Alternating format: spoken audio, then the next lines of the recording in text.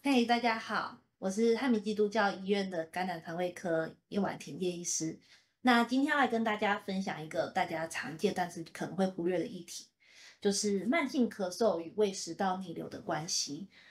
因为其实常常有人会慢性咳嗽，但是治了很久，走遍了胸腔科、加医科、外科等等找不到因素，但却没有想到其实是你的肠胃道胃食道逆流造成的。那今天跟大家分享一下。慢性咳嗽跟胃食道逆流是两种常见的慢性疾病，它们可能互相影响，造成日常生活中的不便。在这一次，我们想跟大家讨论一下它们的因果关系，然后提供一些简单的卫教资讯，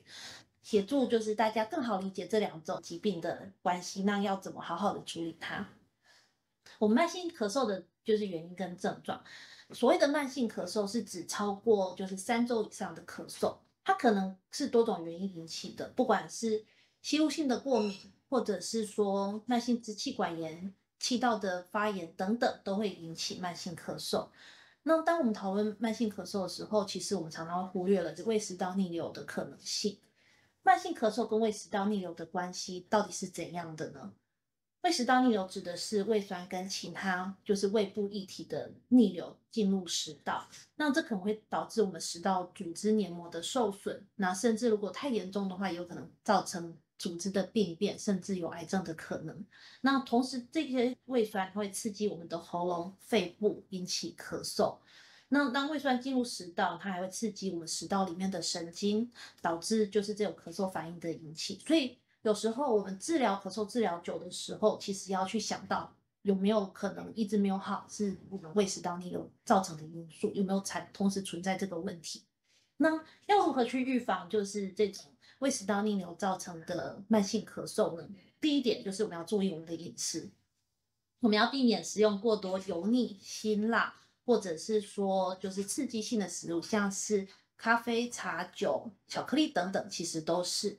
那这些都可能刺激我们的胃酸分泌。那第二点的话是要保持我们的就是体重、体型，要做就是身形的控制，因为过重这个问题其实是一个通病，但是过重有可能会导致我们的胃食道逆流增加，而且会让我们的胃食道交界的地方比较容易就是松弛。那胃酸的逆流越高的话，当然就是胃食道逆流的症状就越明显，那也越容易导致我们的慢性咳嗽。那第三个当然就是要适当的运动。运动的话，其实可以促进我们的就是除了刚刚体重控制之外，还有就是也可以促进我们肠胃的蠕动，减缓我们胃食道逆流就是发生的几率跟严重程度。那第四点的话，当然就是要远离我们的烟草这些有害的物质，因为其实抽烟、烟草它也是刺激物，我们的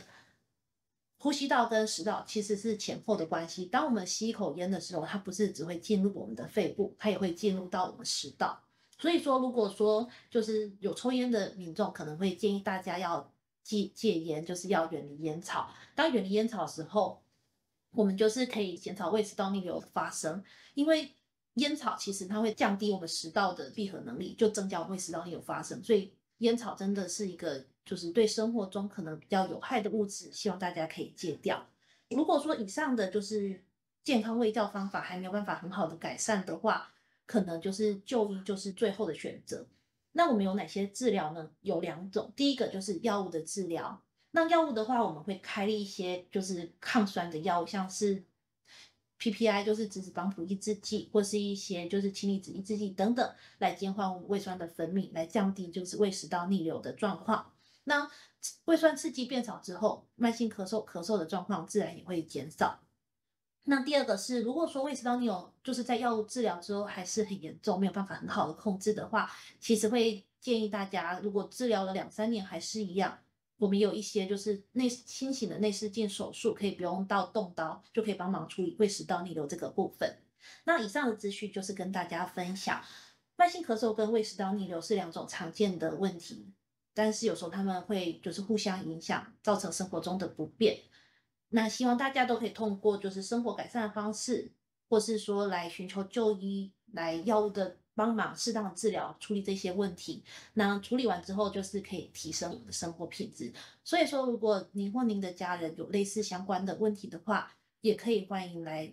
汉民基督教医院来求诊，来让我们帮你找找看到底什么原因。导致慢性咳嗽。谢谢大家。